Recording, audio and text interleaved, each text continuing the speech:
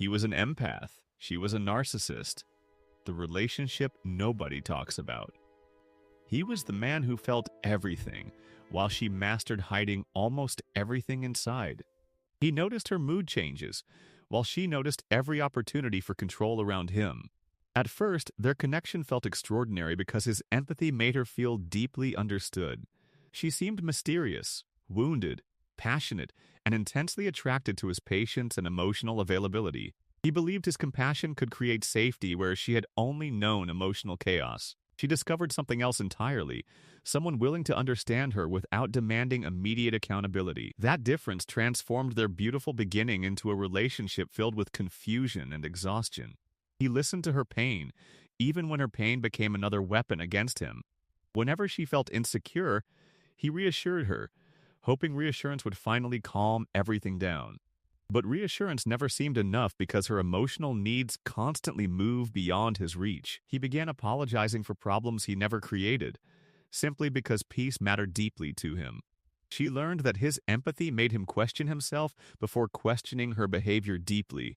An empath often searches for reasons behind harmful behavior before deciding someone deserves distance. A narcissistic partner can exploit patience by turning every confrontation into another emotional mystery.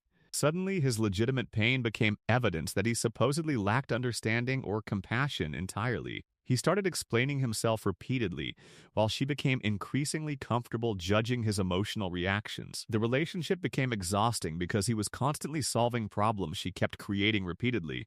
He thought deeper communication would repair things, but communication cannot repair intentional emotional manipulation. Eventually, he noticed something terrifying.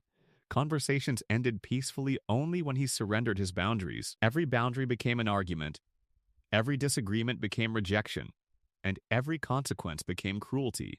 He slowly stopped trusting his instincts because she repeatedly challenged what he clearly experienced.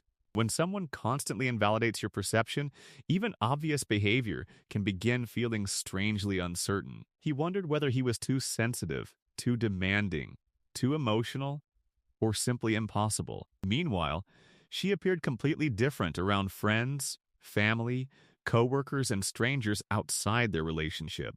Others saw charm, confidence, generosity, and charisma, making his private experiences difficult to explain. That isolation made him cling harder because he felt nobody would understand his reality. He kept remembering her good moments and used them to excuse increasingly painful patterns. Every beautiful memory became evidence that perhaps their relationship could somehow return to normal. He wasn't staying because everything was wonderful. He was staying because hope remained powerful. But hope becomes dangerous when it asks you to ignore what reality keeps showing. He finally understood that empathy without boundaries becomes self-abandonment disguised as unconditional love. He had spent so much energy understanding her that he gradually stopped understanding himself. His emotional world became organized around preventing her reactions instead of expressing his needs. He monitored his words, timing, tone, and even his facial expressions constantly around her.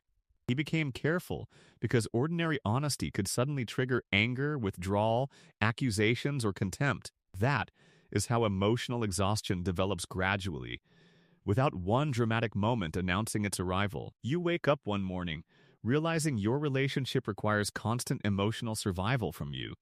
He began feeling lonely while sitting beside someone he desperately wanted to feel close. The cruelest part was knowing he had given her exactly what he once needed.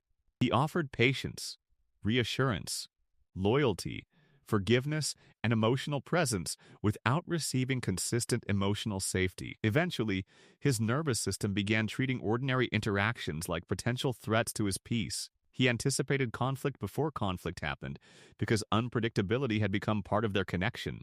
His empathy remained, but his emotional capacity slowly became depleted through repeated unresolved cycles. Then something inside him changed when he finally stopped trying to prove his intentions. He stopped explaining every feeling and started observing her responses without immediately defending himself. For the first time, he noticed patterns instead of isolated incidents that confused him.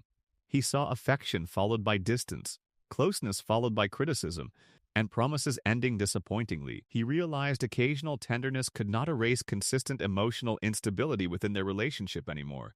This realization hurt because accepting reality meant grieving the future he had once imagined.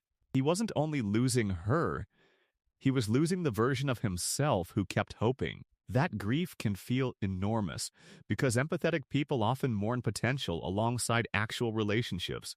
They don't just remember what happened, they remember what could have happened someday together.